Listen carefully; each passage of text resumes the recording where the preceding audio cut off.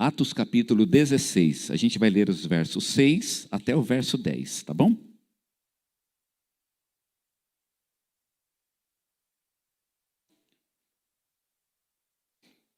Só avisando aos irmãos, nós ainda temos um domingo para fazer esse aviso, né? Mas eu já vou avisar desde já que nós vamos ter uma assembleia, tá bom? No dia 21. A gente tem que tratar um assunto importante aí a respeito da igreja, da nossa missão do Vila Augusta. Então já vou avisando vocês. Fiquem preparados para isso, tá joia? O irmão Joel, ele vai dirigir essa assembleia no dia 21. Muito bem, vamos lá? Atos capítulo 16 é o texto que vamos ler neste momento, versos 6 a 10. E percorrendo a região frígio-gálata, tendo sido impedidos pelo Espírito Santo de pregar a palavra na Ásia, defrontando Mísia, tentavam ir para a Bitínia, mas o Espírito de Jesus não o permitiu. E tendo contornado a Mísia, desceram a Troade. À noite, sobreveio a Paulo uma visão, na qual um varão macedônio estava em pé, e lhe rogava, dizendo: passa a Macedônia e ajuda-nos. Assim que teve a visão, imediatamente procuramos partir para aquele destino, concluindo que Deus nos havia chamado para lhes anunciar o Evangelho. Amém? Irmãos, os irmãos já sabem que a igreja ela é de Deus. Isso não precisa falar, né? Ou precisa? Não precisa, está tudo certo com isso, né? A igreja é do Senhor. O dono da igreja e o cabeça dela é o Senhor Jesus Cristo. Isso também os irmãos já estão carecas de saber, não é? O sonho de toda a igreja e de toda pessoa é ser usado por Deus. Eu creio que não tem um só cristão que não queira ser usado por Deus. Ele pode até não fazer por onde. Tem crente que vive uma vida, né? Vive na carne. No meu tempo a gente falava vive no bife, né? Tá no bife, é a época que era uma linguagem que usava no meu tempo, na época do Gênio Quadros lá. No bife era o que se falava. E ainda mesmo assim quer ser usado por Deus. É um sonho que todo crente tem. Aliás, é quase uma marca distintiva de uma pessoa que tem Jesus no coração, é que ele sempre quer ser usado por Deus, até quando ele está vivendo uma vida irregular ou fora da presença de Deus. Esse é o sonho de toda pessoa de Deus. E Deus, de fato, nos usa. Deus quer fazer uma obra e Ele nos usa para isso. Ele quer, por exemplo, fazer uma obra aqui na cidade de Suzano. Ele quer salvar pessoas, Ele quer, né? Ele quer fazer algo nessa cidade e quer usar essa igreja e quer usar a tua vida para isso. E já que esse é o nosso sonho e também o sonho de Deus, então por que que isso não acontece?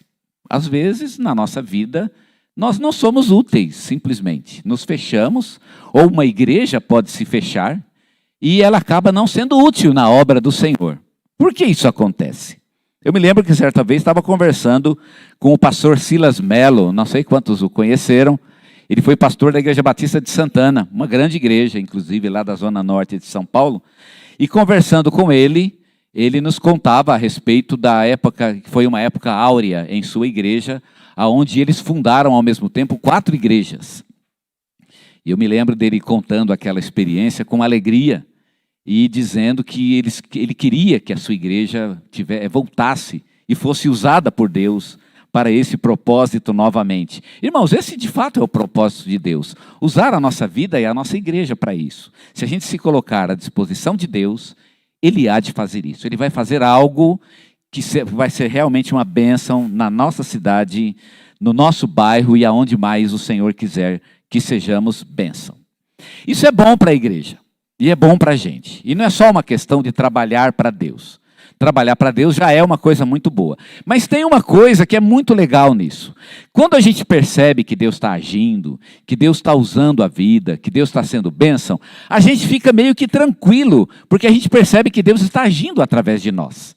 Não é legal você saber disso? Imagina, por exemplo, que você ora por alguém. E essa pessoa recebe aquilo que você pediu. Isso é tão bom porque você vê que Deus está com você. Quando não acontece nada, né, não é que é ruim a igreja, por exemplo, ter o seu culto, né, e vem aqui, reúne, faz o culto e volta para casa. Irmãos, isso é maravilhoso, eu não estou negando como isso é bom. Mas quando acontece alguma coisa diferente, uma coisa nova, quando Deus faz algo novo, a gente lembra, é como se a gente se lembrasse que a gente é uma igreja de Jesus Cristo. É como você, por exemplo, no seu casamento, você lembrar que ela é sua esposa e ele é seu marido, e que vocês se casaram para viver uma relação de amor, por exemplo. E aí você sai, né, vai viajar, vai numa noite num restaurante, não sei, alguma coisa que vocês se lembram, de fato, além, né? Não é apenas um contrato, é uma relação de amor. Então, quando Deus faz algo novo, isso é muito legal para a gente, porque a gente percebe e lembra que Deus está conosco. Porque quando você vai vivendo só no dia a dia, né, mantendo aquele 0 a 0, o 0 a 0 não é ruim, mas não é o melhor.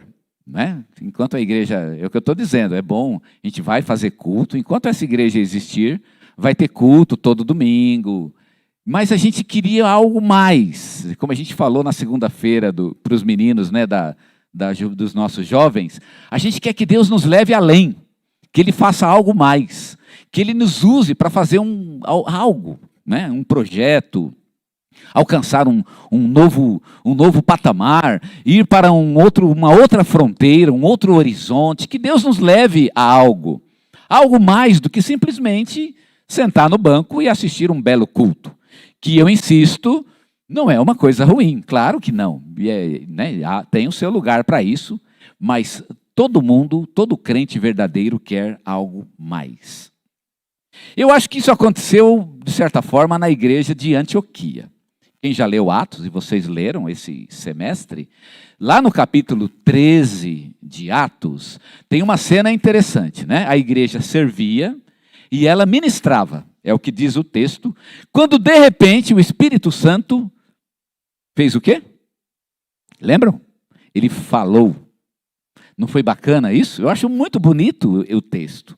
Lá no capítulo 13 diz, a igreja de Antioquia tinha alguns doutores e mestres. E aí cita o nome deles.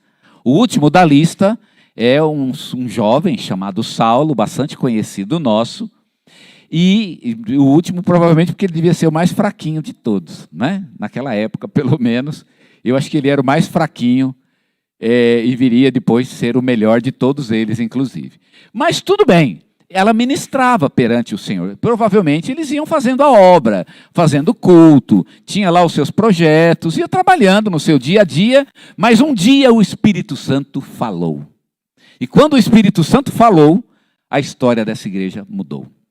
Aquilo que era o dia a dia, aquilo que era comum na igreja, de repente se transformou numa missão mundial. E a igreja de Antioquia, ela se transforma na sede para algo extraordinário que Deus ia fazer. Uma verdadeira revolução histórica.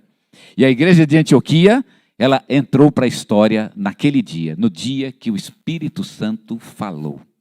É mais ou menos isso que eu quero dizer. A gente está aqui, está servindo, está vivendo, mas nós queremos que o Espírito Santo fale em algum momento. Fale algo novo. Deus, o que mais podemos fazer?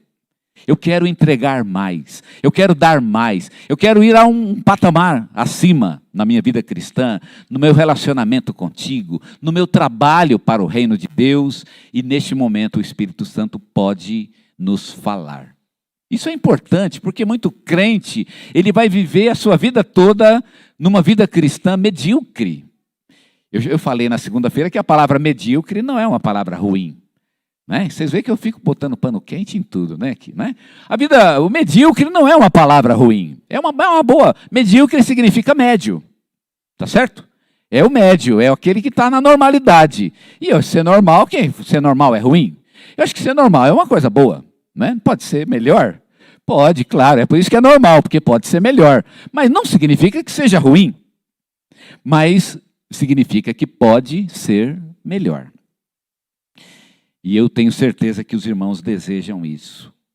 Lá em Apocalipse, capítulo 3, no versículo 18, o Espírito Santo fez a mesma coisa que fez em Antioquia. De alguma forma, ele fez algo mais. Lá em 3,18 de Apocalipse diz, eis que tenho posto diante de ti uma porta aberta, a qual ninguém pode fechar. Não é bonito isso? Eu fico orando para que Deus também diga isso para nós, que Ele faça isso em nossas vidas, que Ele coloque diante de nós uma porta aberta. Já pensou que bonito o Senhor nos dizer isso? Igreja Batista de Suzano, eu vou colocar na vida de vocês uma porta aberta, uma oportunidade para algo, um trabalho novo, atingir um outro nível no trabalho com Deus. E Deus pode fazer isso. A igreja vai servindo, mas se você coloca à disposição de Deus, Ele pode fazer isso. Eu ouvi a experiência de um pastor que foi pastor na Iugoslávia. Quando a Iugoslávia fechou para o Evangelho, e as portas ficaram fechadas durante 30 anos, mais ou menos, ele teve que fechar a igreja. Imagina, né, você fechar uma igreja, não é triste? E ele teve que fechar a igreja e não pôde mais fazer cultos. E esse pastor, então, ele foi trabalhar na empresa e começou a trabalhar, e ficou trabalhando na empresa como um funcionário da empresa, mas ele ministrava ao Senhor, aos seus amigos, seus colegas de trabalho. Ele ainda falava de Jesus para os seus colegas de trabalho. E a igreja ficou fechada durante 30 anos. Depois de 30 anos, o Congresso baixou uma ordem que as igrejas poderiam reabrir. E aí ele chegou na igreja, naquele dia, naquele domingo, naquela semana, ele foi à igreja e abriu as portas. Era domingo de manhã. E quando ele abriu a porta, não tinha ninguém. Ele pensou, meu Deus, ninguém vem no culto. E de fato, quando ele chegou à igreja, ela não tinha nada. Ele abriu e varreu, limpou os bancos e ficou sozinho dentro daquele edifício e pensando, eu vou ter que começar toda uma obra novamente. Enquanto ele estava lá orando, de repente entrou alguém. Ele abriu os olhos e ele viu, era um colega de trabalho. E aquela pessoa entrou, cumprimentou e sentou no banco. E de repente entrou um segundo. E era um segundo colega de trabalho. E de repente foram entrando algumas pessoas e ele fez a primeira reunião de sua igreja com os colegas de trabalho a quem ele ministrou durante todo o tempo em que ele trabalhou naquela empresa. Irmãos, Deus usou a vida dele. Era uma época que ele não podia fazer nada. Mas ele está inútil, está de mãos atadas. Mas para Deus não existem mãos atadas. Ele usa nossas vidas para fazer algo novo a todo instante e não importa a situação em que vivamos. Deus pode e quer nos usar para fazer algo novo em nossas vidas. Quando ouvimos a voz de Deus e nós somos usados por Deus, e para que isso aconteça, eu quero mostrar para vocês duas atitudes aqui do apóstolo Paulo que foram fundamentais para que Deus o usasse. E se Deus vai nos usar, nós precisamos desenvolver essas atitudes. E eu li esse texto exatamente porque a gente está num texto aqui onde acontece algo mediano. Paulo está tentando fazer a obra de Deus e está dando errado. Não acontece isso ou não? Vocês já tentaram fazer projetos que não deram certo? Todo mundo já passou por isso, né? Eu, como pastor, tentei vários projetos que não funcionaram, não deram certo. E vocês já passaram por isso também. Paulo aqui está numa época de projetos que não dão certo. O texto diz que ele tentou ir para um lado, né? Tentou ir primeiramente, ele quer ir para a Ásia, para a Bitínia primeiramente, mas ele não pode. O Espírito Santo o impede. Depois ele tentou ir para a Ásia, mas também não deu para ir para a Ásia. E aí ele subiu para Troade, mas quando chegou em Troade, o Espírito Santo falou. Talvez aqui seja como nós, né? A gente fica meio que patinando durante algum tempo. E não tem problema nenhum a igreja patinar. Paulo patinou. Se Paulo patinou, eu acho que a gente pode patinar, não é? Eu imagino que ele é um grande modelo de vida para nós. E aqui nem é por culpa dele, o Espírito Santo é que deixou ele patinar durante algum tempo. Ele patinou durante algum tempo, mas em algum momento o Espírito Santo falou. Mas por que o Espírito Santo falou? Porque Paulo tinha duas atitudes que foram fundamentais para ouvir a voz de Deus.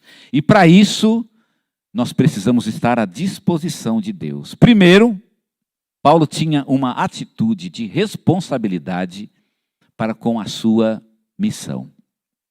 Responsabilidade para com a sua missão. Qual era a missão de Paulo? Pregar o Evangelho. Paulo sabia disso. Era isso que ele tinha que fazer e era isso que ele ia fazer. Irmãos, a igreja, ela não precisa esperar algo. Ela já sabe o que tem que ser feito. Nós vamos pregar o Evangelho. Qual é a nossa missão? Qual é a nossa obrigação? Nós não podemos ficar esperando uma luz. Deus vai, né? uma luz vai dizer, Eliseu, né, leva a igreja para lá. Não, irmãos, a igreja já tem que ir para lá. Na verdade, tem que ir para lá, para todo lado, né? Eu não preciso ir para cima, né? Para cima não tem gente lá em cima. Mas enquanto a gente está indo aqui para os lados, a gente pode ir para qualquer lado e não precisa esperar nada, já temos a ordem. Nós já temos a voz do Espírito Santo em nós. Já temos a palavra de Deus em nossas mãos e em nossas bocas. E nós já podemos fazer isso. Claro que Deus vai nos falar em algum... Olha, eu quero que vocês vão para esse lugar especificamente. Deus pode e Ele vai fazer isso em algum momento, eu tenho certeza. Mas enquanto Ele não disser, nós já sabemos o que temos que fazer. Vamos pregar o Evangelho, vamos continuar sendo testemunhas às pessoas que chegarem, às pessoas que estiverem na nossa frente. Vamos fazer projetos, né, que nós podemos fazer. Vamos fazê-los. Não adianta ficar esperando um avivamento, por exemplo. Tem muita gente que espera, quando eu vou passar ainda por um avivamento. Irmãos, é um erro esperar o avivamento, porque não é o avivamento que leva a gente a fazer a obra de Deus, mas é a responsabilidade que a palavra de Deus coloca sobre nós. Você tem que fazer isso e acabou. Foi para isso que você foi chamado. Quando Paulo queria ir para Betínia, ele ia para Betínia porque era a responsabilidade dele pregar o evangelho lá na Betínia. Mas o Espírito Santo falou, não, Paulo, você não vai para Betínia. Paulo podia, não, então o que eu faço? Eu vou ficar quieto. Não, o Espírito Santo não quer que eu fique quieto. Se ele não quer que eu vou para a Bitínia, eu vou para a Ásia. Tudo bem, ele vai para a Ásia. Por quê? Porque era a responsabilidade dele pregar o evangelho na Ásia. Mas o Espírito Santo falou, não, Paulo, você também não vai para a Ásia. Então eu vou para onde? Vou para Troade. E lá eu vou pregar o evangelho. Por quê? Porque essa é a minha responsabilidade. Paulo podia voltar para trás, podia ir para Antioquia, não podia? Ele podia fazer isso. Sabe de uma coisa? O Espírito Santo não quer que eu pregue, eu vou voltar para Antioquia e lá vou para casa, vou assistir Faustão, é o que resta. Não, isso não passa pela cabeça dele, porque não havia na ideia de Paulo a possibilidade de que o Espírito Santo não queria que ele pregasse em lugar nenhum. Eu fui chamado para isso, o Espírito me disse que eu iria ser um pregador do Evangelho e não é possível que agora ele desistiu. Não, pensando bem, acho que Paulo não precisa mais pregar o evangelho, não. Isso não passava pela cabeça dele. Irmãos, não passa pela cabeça de Deus e de Jesus Cristo que a igreja fique esperando alguma coisa e se furte, né? E se isole e não queira fazer aquilo que ela tem que fazer. E é anunciar o evangelho às pessoas que não conhecem Jesus, edificar uns aos outros, ensinar uns aos outros, estabelecer comunhão, são coisas que já estão diante de nós, e não precisa esperar uma luz, esperar uma voz, né? Nada disso, a voz já veio, a luz já existe nesse sentido. Eu tenho certeza que vai ser como Antioquia, né? Nós vamos fazendo aquilo que a gente sabe que tem que ser feito, e em algum momento o Senhor vai nos dar algo novo. Gostei de ver eles trabalhando, então agora eu vou fazer algo novo na vida deles. Nós já temos a mensagem e nós já temos o Espírito Santo. A pergunta que devemos fazer é, qual é a nossa responsabilidade? Qual é a tua responsabilidade? A primeira vez que eu preguei aqui, eu contei a minha experiência com barata voadora. Lembra ou não? Que a barata voadora entrou no carro enquanto a gente estava, né, na Avenida Bandeirantes. Imagina uma barata voadora entrar no seu carro enquanto você está na Avenida Bandeirantes, naquele trânsito maluco. O que você faria? O que você faria? Isso depende, né? Se você está sozinha, eu estou falando até para as mulheres, inclusive. O homem morre de medo de barata voadora, mas as mulheres devem ter um pavor especial disso, penso eu, né? Eu tenho até medo que isso aconteça comigo e eu esteja na frente dos irmãos, eu não tenho até medo da minha reação, né? Mas, de qualquer maneira, aconteceu isso comigo. Irmãos, se você está com seus filhos no carro, fala a verdade, você ia sair e bater o carro? Eu tenho certeza que nenhuma irmã faria isso. Porque você tem filho, a sua responsabilidade, não é verdade? Naquele momento, eu sou uma mãe. Eu tenho os meus filhos estão aqui. Não importa o que entra no carro. Pode entrar barata, rato, lagarto, não sei. Não importa o que vai entrar no carro. Eu tenho responsabilidade com os meus filhos. A vida deles está nas minhas mãos. A minha família gritava que nem garotinha, né? A minha esposa gritava como garotinha, até que eu ainda aceito. Mas eu tinha 2 filhos, eles eram bem crianças ainda, de fato, né? Não tem problema, eles podem, eu não posso. Eu preciso manter o controle, porque é a minha responsabilidade. A vida deles está nas minhas mãos. Irmãos, é esse tipo de responsabilidade que precisamos ter como servos do Senhor. Qual é a tua responsabilidade? Ela precisa te consumir. A palavra consumir é bem legal, né? Ela é usada lá quando Jesus limpou o templo, lembra? Ele chicoteou algumas pessoas. E aí o texto justifica a atitude de Jesus. Porque o próprio Jesus citou um texto dizendo: o zelo pela tua casa me consumiu. Pessoas que são consumidas pela própria responsabilidade. Esse é o meu dever. Eu tenho que fazer porque é isso que tenho que fazer. Quando eu coloco minha vida, os meus dons à disposição de Deus para ser bênção na casa de Deus, eu estou fazendo isso porque essa é a minha responsabilidade. Eu sou responsável por isso. Eu assumo a responsabilidade. E a segunda atitude de Paulo, quero terminar com ela. Paulo tinha uma atitude de submissão à orientação do Espírito Santo. Não apenas ele se sentia responsável, mas ele era também submisso à orientação do Espírito Santo. A pergunta de Paulo é: para onde o Espírito o está conduzindo? Para onde o Espírito está conduzindo? Porque a igreja não é nossa, a igreja é do Espírito Santo. Nós temos que perguntar a Ele para onde Ele quer que a gente vá. Eu sei que nós vamos pregar o Evangelho, mas é Ele que vai nos dizer para onde devemos ir, que caminho devemos seguir. Qualquer que seja o caminho, há de ser aquele caminho que está traçado na palavra de Deus. É a pregação do Evangelho, é o ensino da palavra, é a comunhão entre os irmãos, é a obra missionária, tranquilo. Mas Ele há de nos indicar o caminho, Ele há de nos dar as estratégias, porque a igreja é dele, a igreja não é nossa. Irmãos, o nosso compromisso não é com a Convenção Batista, o nosso compromisso não é com nenhuma organização, mas é com o Espírito Santo, e a igreja deve trabalhar sob a orientação do Espírito Santo. E por isso a igreja deve orar, porque quando a igreja ora, ela está buscando a orientação do Espírito Santo na sua vida e no seu coração. Ler a palavra de Deus é a base de tudo. O problema de ler a palavra de Deus, eu vou dizer para quem só lê a palavra, né, e não gosta da oração, essa pessoa enfrenta um problema. É que a palavra de Deus, ela dá a orientação genérica. Lendo a palavra de Deus, eu sei que eu devo falar de Jesus às pessoas. Mas é a oração que vai me dizer a quem exatamente eu devo falar. Porque uma coisa é você assumir o compromisso de falar de Jesus às pessoas. E outra coisa é quando o Espírito Santo diz: vai ali e fala especificamente para aquela pessoa. E quando você se furta de ser bênção nas mãos de Deus, para fazer exatamente o que Deus quer que você faça, você perde muitas bênçãos. Você perde muitas vitórias, de fato.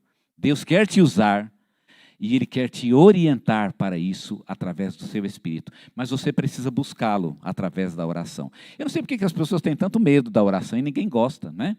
De oração. O culto de oração nessa igreja, mas eu não condeno essa igreja não. Porque é normal, irmão, ninguém gosta de oração. A quarta-feira, parece que quarta-feira parece que vai bater, né? Acho que os irmãos pensam que deve ter um chicote aqui na quarta-feira. E tem medo, não é? Eu não sei por quê. Porque a oração é fundamental em nossas vidas. Quando nós oramos, nós estamos buscando a presença de Deus, buscando a própria voz do Espírito Santo em nossos corações, e é através disso que Ele nos orienta. E nos diz para onde devemos ir exatamente. Eu já sei o que fazer na palavra, mas eu preciso de uma orientação um pouco mais fina, né? Para que a vitória seja realmente completa, que Deus aponte o dedo, é para lá que a igreja deve ir. Mas para que isso aconteça, nós precisamos orar e buscar ao Senhor. Eu quero convocar vocês, venham na quarta-feira, porque é um dos momentos que temos para orar. Mas se você não pode vir na quarta, há outros momentos em que a igreja ora, há outras programações. Nós temos várias, né, várias delas, e você pode se ocupar em uma delas, estar com seus irmãos, orar com os seus irmãos. Enquanto fazemos isso, o Espírito Santo vai falar. Você não quer ouvir a voz do Espírito? Irmãos, um dos sonhos da minha vida, e uma das alegrias, eu diria, né? Não um sonho, mas uma alegria da minha vida, é o Espírito Santo falar. Não há experiência mais gratificante do que essa. Mas para você ouvir a voz do Espírito, você precisa buscá-lo. A palavra é a base de tudo, mas a oração é que vai nos colocar em sintonia com a vontade específica de Deus para a nossa vida. Porque nós somos uma igreja diferente, não é? Diferente das igrejas do Novo Testamento. Estamos numa cidade diferente, numa realidade diferente. E Deus há de nos falar especificamente sobre essa cidade, sobre essa igreja, especificamente sobre você, do seu jeito, com o seu dom, o seu talento, com a sua especificidade. Ah, mas eu sou tão diferente. Sim, é mesmo. E é por isso que você precisa ouvir a voz de Deus, a voz do Espírito Santo do Senhor em seu coração.